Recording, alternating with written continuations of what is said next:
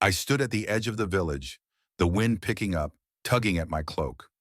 The cold was always the first thing I noticed when I returned from a hunt. It seeped into your bones, reminding you of the harshness of the wilds. Behind me, the village was quiet, almost too quiet. Only the distant clatter of a blacksmith's hammer echoed across the stone buildings, signaling the end of another uneventful day. But in my gut, I could feel something stirring. I wasn't supposed to be here. The job was simple. Kill the monster, return to the guild, get paid, and leave the rest behind. I had done it 1,000 times before, but as I took in the familiar sight of the village, a deep, gnawing feeling tugged at my chest. It was hard to explain. The forest shadows hadn't been right this time. My hand instinctively went to the hilt of my sword. The blade was coated in blood from my latest kill, still sticky and warm. I wiped it clean, the thick red substance smearing across the cloth wrapped around the pommel. Then I heard it, a sound faint at first, like a breath being drawn from the very earth. The forest was calling. My heart skipped a beat. The voice of the wilds. It was always there if you were quiet enough to listen. Most hunters couldn't hear it. They just hunted for the thrill of the chase or the promise of coin. But for those of us who lived for the hunt, it was different. The wilds had a way of beckoning, of wrapping themselves around your mind. And sometimes it called for something else, something worse. I had been away too long. I returned to the guild hall, feeling the weight of the day pressed down on me. The air was thick with the smell of old leather and burnt wood. The guild's great hearth crackled in the center of the room, casting long shadows against the stone walls. But it was quiet. No bustling hunters, no cheerful banter. Just silence. The receptionist at the front desk barely looked up as I entered, though she must have heard the door creak open. Her gaze flickered to my sword, then to the bloodied rags wrapped around my arms. Without saying a word, she slid a piece of parchment toward me. "Another one, then?" she asked, her voice flat. I took the parchment, squinting at the rough sketch of the creature I was to hunt. A Rathalos, its crimson scales gleaming in the crude drawing. The beast had been terrorizing a nearby village, leaving fires in its wake. Typical. I'd faced its kind before. I was no stranger to the challenge. But there was something different about this one. A cold unease in my gut, as if it wasn't just a monster this time. It was something more. "I'll take it," I said, tucking the paper into my pouch. The receptionist gave a small nod but didn't speak. She didn't need to. The guild knew when to leave a hunter to their thoughts. I stepped out into the night, the chill in the air biting deeper than before. There was no moon tonight, only the occasional flicker of torchlight from the nearby watchtowers. I made my way to the stables where my loyal companion, a palamute named Vex, waited patiently. His fur was ragged from recent travels, but his eyes still held that spark of intelligence I relied on. "Ready to hunt?" I asked, giving him a soft pat on the head. He gave a low growl in response, his tail wagging. It was time to face the fire-breathing nightmare that awaited us. The journey to the village was uneventful, but every step took me deeper into the feeling that something was off. As we approached the outskirts of the village, the air thickened. A sharp, acrid stench of smoke filled my nostrils, burning my lungs, the scent of destruction. Vex's ears perked up, his low growl warning me. Something was wrong. We weren't alone. The village was eerily silent. No screams, no cries for help. It was as though the life had been drained from the place. My boots crunched against the dirt road as I moved forward, sword drawn. The fires that had once raged now lay cold, and the stone buildings were blackened, their roofs caving in. And yet the only thing that stood untouched was the massive silhouette of the Rathalos perched on top of the tallest building, its tail whipping back and forth like a pendulum. But it wasn't attacking. It was waiting. My hand tightened on the hilt of my sword, ready to strike. Yet something held me back, some primal instinct that told me to wait, to listen. And then I heard it, a soft, guttural voice. "Why? Why do you hunt us?" I froze, my heart pounding. The voice wasn't coming from the Rathalos. It was coming from the shadows behind the beast. I stepped forward, Vex by my side, the hairs on the back of my neck standing on end. The voice had come from somewhere in the ruins of the village, but no one was there. "Who's there?" I demanded, my voice steady, though my mind was racing. The shadows stirred. A figure emerged, draped in ragged cloaks, their face obscured by the dark. It was a man, or something like a man, his eyes glowing faintly under the hood. But there was something off about him, something otherworldly. "Why do you hunt?" the voice repeated, now more distinct. The figure's voice was laced with bitterness. "We are not the ones who destroy. We are the consequence, the result of your kind's greed." I swallowed, unsure whether to trust my ears. My sword twitched in my grip. "Who are you?" I asked, my words low, almost a growl. The figure's gaze flickered toward the Rathalos.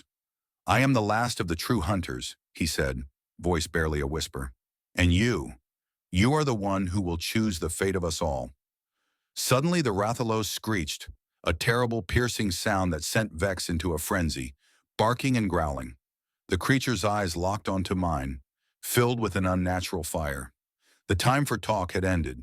The Rathalos lunged, its massive wings spreading as it soared through the air, flames licking the edges of its wings.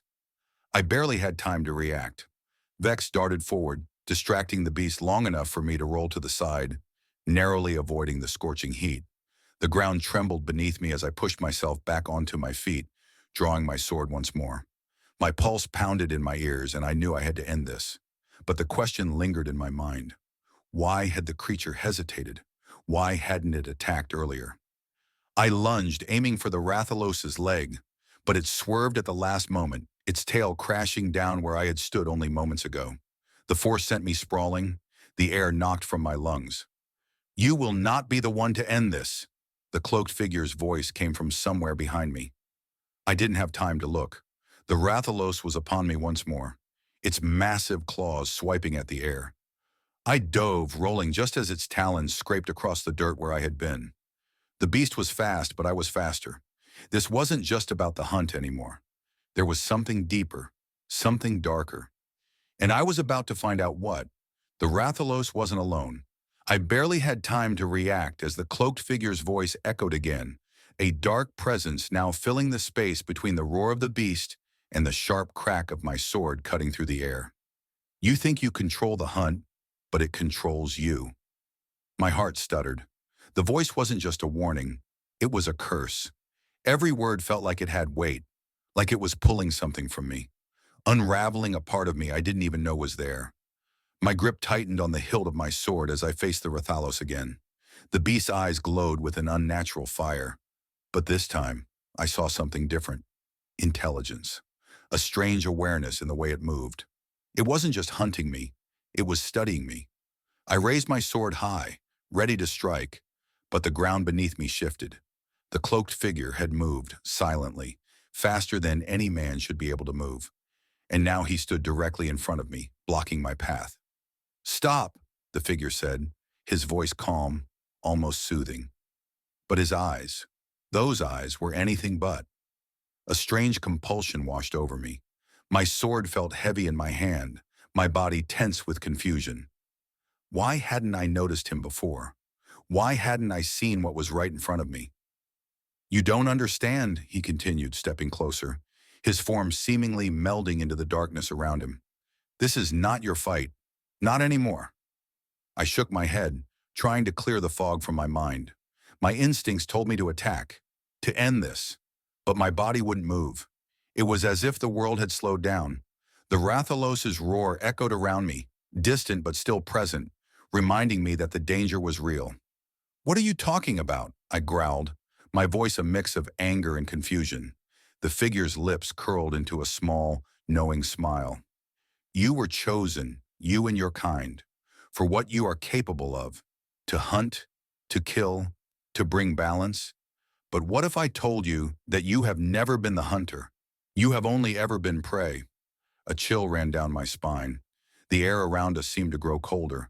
Suddenly, everything became clear. The Rathalos wasn't the true enemy. The real monster was the one standing before me.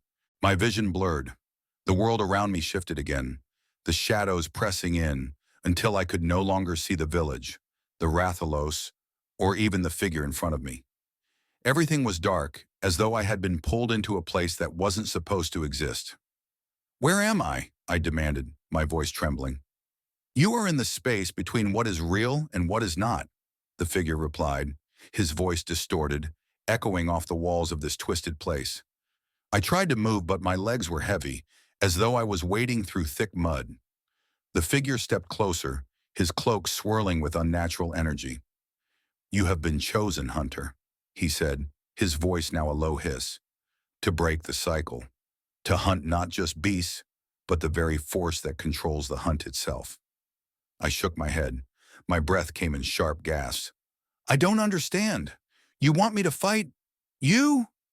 The figure smiled again, and this time his teeth gleamed, sharper than any man's. "Not just me. The beasts you've killed, the creatures you've destroyed, they were all part of something greater, a cycle you've been feeding without even knowing." I was starting to lose my grip on reality. The shadows closed in tighter around me, and for a brief moment, I thought I could hear something. Something faint. Screams? Roars? Was it the Rathalos or something else? The monsters I had killed in the past? The figure's voice broke through the noise. "The cycle must end, and you will be the one to decide whether it continues or if everything you've known will be torn apart." I took a step back, feeling my pulse racing. There was a gnawing feeling in my gut, a sensation of wrongness that didn't leave, like a part of me had already begun to crumble. "Choose, Hunter," the figure said, his voice becoming almost tender. "You can continue your hunt, or you can break the chains and free us all." Suddenly, the world snapped back into focus. I was no longer in that oppressive space. I was standing in front of the Rathalos, my sword raised high, Vex snarling beside me. The cloaked figure was gone, but his words, those cursed words, still lingered in the back of my mind. What was I supposed to do now? I looked at the Rathalos, and for a moment, the creature's gaze held me. There was no malice, no bloodlust, just a quiet, searching look, like it was waiting for me to make a decision. And then I realized the truth. This wasn't just a hunt. The Rathalos was a symbol. It was part of the cycle, and I had been a pawn in it all along. I let the sword fall to my side. Vex looked up at me, confused but trusting. The beast's eyes never left me. You are not the enemy," I whispered, more to myself than the creature. "But that doesn't mean I can let you go free." I turned to face the ruins of the village. The destruction was still there, the scorched earth and burned buildings. I had to end this cycle. The world needed balance. But how? How could I stop something so much larger than myself? "Hunter!" The voice of the cloaked figure rang through my mind. "You will find the truth in your next hunt. But know this, once you begin, there is no turning back." I didn't strike the Rathalos. Instead, I turned and walked away, leaving the beast perched atop the broken village. It didn't follow, though its eyes still burned into the back of my mind. Vex trotted beside me, his tail swishing uncertainly. The path ahead wasn't clear. The cycle was still there, a constant pull that I couldn't ignore. But I had to know more.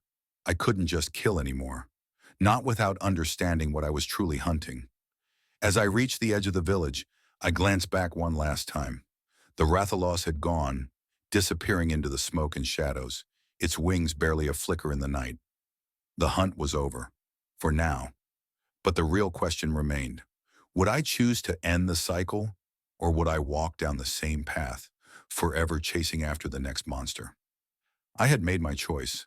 The real hunt had just begun. The journey back to the guild was uneventful, but I felt every step as if I were walking through a fog. The weight of the words from the cloaked figure echoed in my mind, growing louder with each passing hour. "You have never been the hunter. You have only ever been prey." It felt like a riddle, a trap. As I crossed the threshold of the guild hall, I felt the familiar sense of dread and uncertainty creeping back. The guild masters were in their usual spot, deep in conversation with a few other hunters. They didn't acknowledge my return immediately. They didn't need to. The blood on my armor, the state of my sword, all told them I'd been in battle. Yet there was something different now. I couldn't shake the feeling that they too were watching me closely. I approached the desk, where the receptionist, who had given me the Rathalos assignment, was busy filing paperwork. "You've returned," she said, her voice neutral, though her eyes flickered to my sword and then to my face. "Did you succeed?" "Yes," I answered, though it felt like an incomplete truth. "But there's something more, something I didn't expect." She raised an eyebrow, her gaze narrowing. "You're not the first to say that." She paused. "You're the fifth hunter this week to speak of strange encounters. Some say they felt a pull, like a force drawing them deeper into the wilds.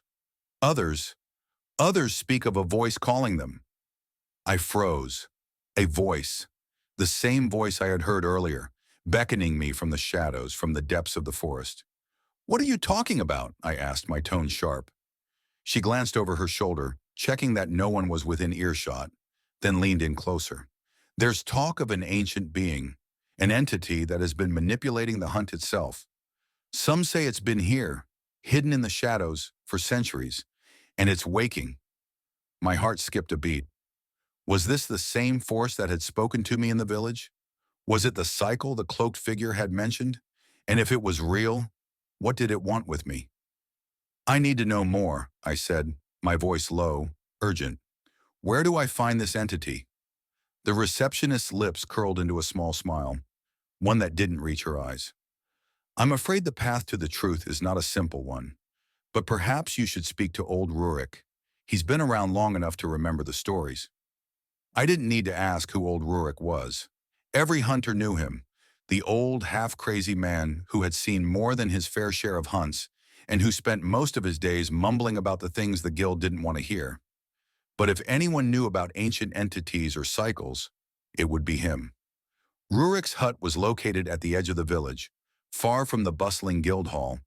The air around it was thick with the scent of herbs and old leather, and the walls were covered with faded maps, old tomes, and strange trinkets that looked as though they had been plucked from forgotten realms.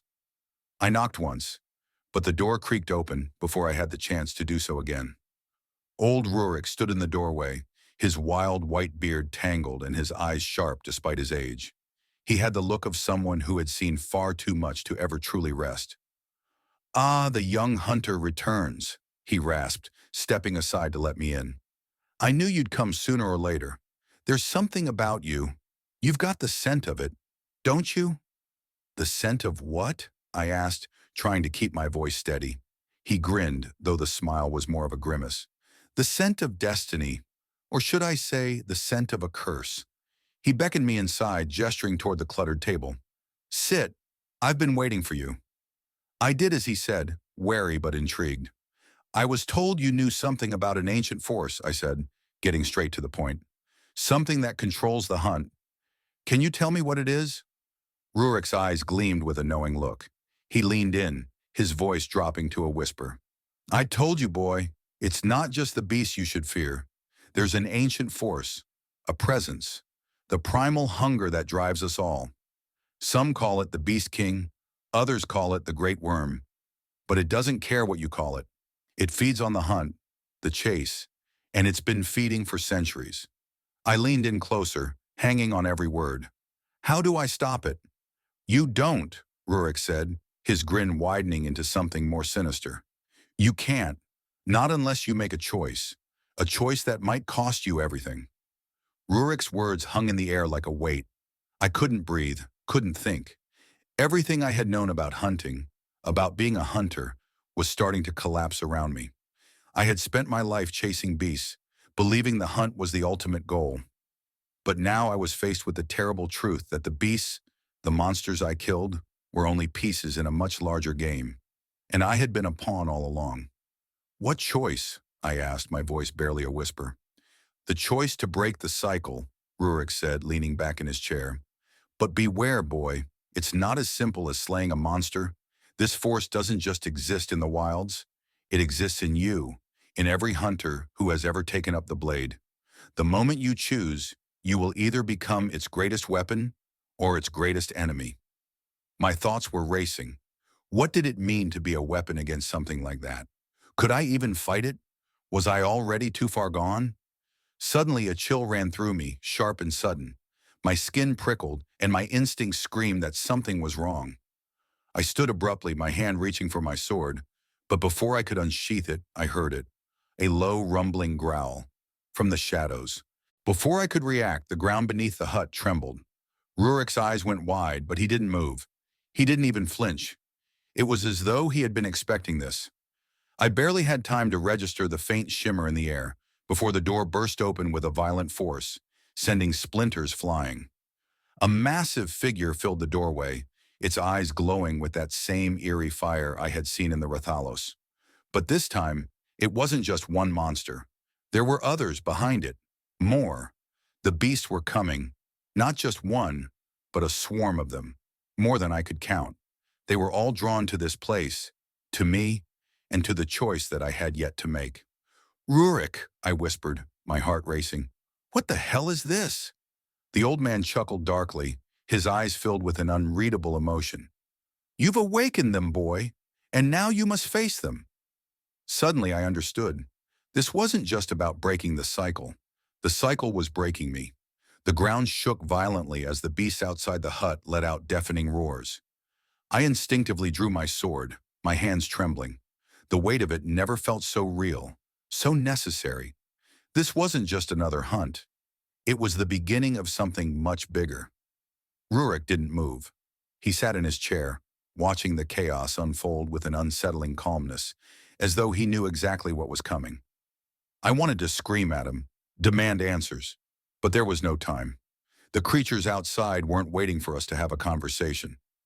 I rushed to the door, but before I could reach it, something slammed against the wooden frame from the outside, splintering the door into pieces. The first of the beasts, an enormous, twisted version of a jaguar, crawled inside, its eyes glowing with an unnatural fire. It was followed by others, their snarls sending a rush of adrenaline through my veins. There was no escape. I fought back the panic rising in my chest. My mind was racing, trying to process everything Rurik had told me.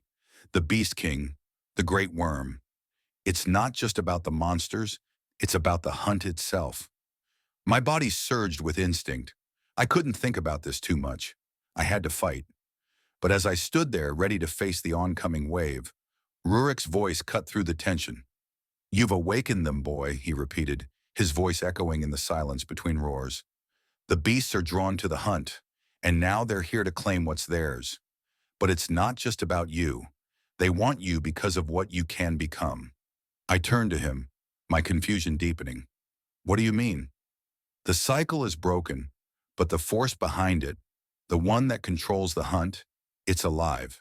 And it needs your blood, your will, to keep going." Before I could process this, the Jagras lunged. I swung my sword, slashing across its face, sending it tumbling back with a shriek. But more were coming. They were faster than I anticipated, their movements erratic and full of primal fury. I glanced back at Rurik. "What do I do?" He didn't respond. Instead, he stood up, his ancient body moving surprisingly fast for someone so frail. "You fight," he said, his tone grim. "But don't forget, the moment you make a choice, you're no longer just a hunter. You are a part of something much bigger than yourself."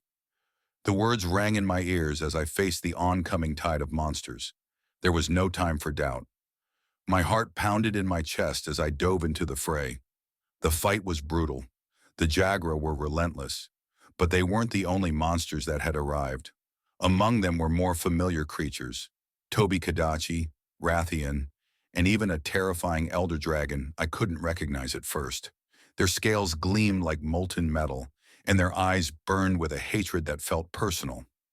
I hacked at one of the Toby Kadachi's limbs, but it darted out of the way with a crack of lightning speed. Another Jagras lunged at me, its maw wide and ready to devour. I swung my sword again, narrowly missing, as the beast slithered beneath me, snapping its fangs. The stench of blood filled the air as I backed away, my mind struggling to focus through the chaos. And then, it happened. I heard it again. The voice. The same voice that had haunted me earlier. It wasn't just in my head. It was real, deep, rumbling, as though it came from the earth itself. "You think you can end this? You are the cycle, and the cycle is you." I froze mid-swing. The world seemed to tilt. The beasts around me continued their attack, but their movements were slower now, as if time had paused. The voice was louder, insistent. You will never escape. You belong to me. You belong to the hunt. The monsters stopped, their eyes fixated on me, and that's when I understood. This wasn't just about me fighting to survive. The creatures, the beasts, they were a part of the force. They were agents of it, and as long as I remained in this cycle, as long as I kept hunting, I would only feed it. My grip on my sword tightened. I had to make a choice. The next few moments felt like hours. The beasts were silent, waiting. The voice echoed in my mind louder now, urging me to continue, to embrace my destiny. But Rurik's words came back to me. You don't have to stay in this cycle. The question burned in my mind. Could I stop hunting? Could I walk away from it all? I was a hunter. It was all I had ever known. But the price had been steep. Each beast I killed had been another drop in a growing pool of blood, and every victory had cost me something more. The monsters I'd slain were never just beasts. They were part of something larger, something ancient. I turned to face the largest of the creatures, the elder dragon. Its eyes locked onto mine, and for a moment I felt the presence of the force behind it all. Its gaze seemed to pierce through me, reading my every thought, every doubt. It knew what I was thinking, and it wanted me to keep fighting. But in that moment, something inside me snapped. I lowered my sword. The beast didn't move. I stood there, surrounded by death, my sword no longer raised in defense, but hanging loosely at my side. For a brief, terrifying moment, I thought the force would strike me down. The monsters were still watching, their eyes filled with hunger, but also something else. Confusion, fear. They weren't just mindless creatures. They were part of the system too. And now, I was breaking it. Suddenly, the ground trembled again. But this time, it wasn't the beasts attacking. It was the earth itself, as though something beneath the surface was waking. The voice roared louder in my mind. Fool! You think you can escape. The hunt will always find you. But this time it was different. I felt a surge of power, something ancient, something primal, flooding my veins. I wasn't just a part of the hunt anymore. I was beginning to understand it. The monsters took a step back, their eyes narrowing in confusion. The elder dragon let out a low, vibrating growl, but it didn't approach. It was like it was waiting for something. I looked at Rurik, who stood in the doorway of his hut, watching me with an unreadable expression. This is your choice, he said, his voice echoing in the growing tension. I took a deep breath. It was time to make it. Time to end the cycle. The air crackled with an energy I couldn't quite understand, but I could feel it coursing through my veins, reverberating through the very earth beneath me. The beasts around me shifted uneasily, sensing the change. The cycle was breaking, and it was either going to be rebuilt or it would shatter forever. I stood motionless, the weight of my decision pressing down on me, like 1,000 eyes watching, waiting. My sword still hung loosely by my side. I no longer felt the need to raise it. I could hear the voice, now louder than ever, roaring inside my head. You are nothing without the hunt. You will return to it, or you will perish. But the voice wasn't as powerful as it once was. There was a crack in it now, a tremor of uncertainty. It didn't control me, not anymore. The elder dragon, its eyes glowing with an eerie ancient light, stepped forward, its immense body looming over me. I met its gaze. In that moment, I realized it wasn't just a monster. It was a reflection of the force that controlled the hunt. It was the embodiment of the cycle itself, ancient and unyielding. And now it was waiting for me to make the final decision. I took a deep breath, closing my eyes for a moment. I could feel the hunt all around me, in the land, in the beasts, in the blood of the slain. But I could also feel something else, the stillness of a world beyond the cycle, a place untouched by endless chase and violence. I opened my eyes, my grip tightening on my sword. But this time, I wasn't ready to fight. I was ready to end this, to break free. I stepped forward toward the elder dragon. My voice was calm, steady as I spoke. It ends now, the beast growled, its massive form trembling with fury. But I stood my ground. I wasn't afraid. The cycle couldn't control me anymore. I wasn't its puppet. I turned my back on the beast, facing the ruined village where it all began. I could hear the voice screaming in fury, pleading with me to return to the hunt, to restore the balance it craved. But I wasn't going back. Not this time. The ground shook violently as if the very world itself was rejecting my defiance. The monsters roared, their eyes burning with a primal rage. I felt the urge to fight, to kill. It was there, deep inside, a primal urge I could never fully shake. But now I had the strength to resist it. And in that moment, the world changed. A crack split the sky above me. A blinding light cascaded down, engulfing the monsters, the land, everything. The voice screamed one final time, a wail of desperation, but it was drowned out by the roar of the light itself. It burned away the darkness, the ancient force, until all that remained was silence. I opened my eyes to find the beast gone. The elder dragon, the Jagra, the Rathian, none of them remained. The ground beneath me had turned to ash, and the air was still. The cycle was broken, but it wasn't over. The choice I made had destroyed the hunt, but it had also changed everything. I could still feel the remnants of the power within me, a force that could either heal the world or destroy it.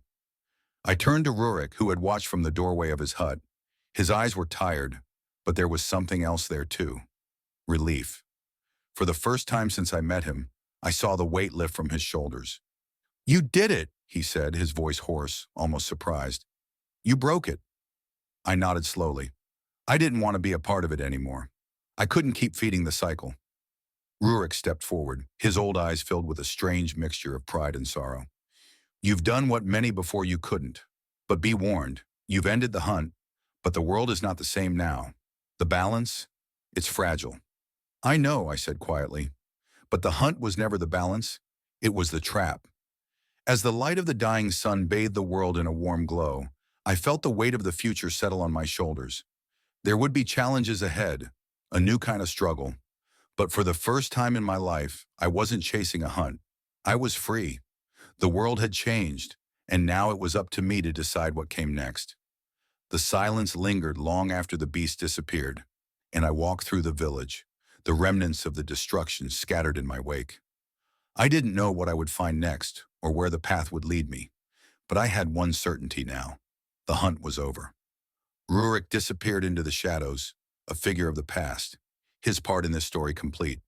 And though the cycle was no more, I knew there would always be a part of it lingering within me, deep in my soul, a reminder of the monster I had been and the hunter I had chosen to become.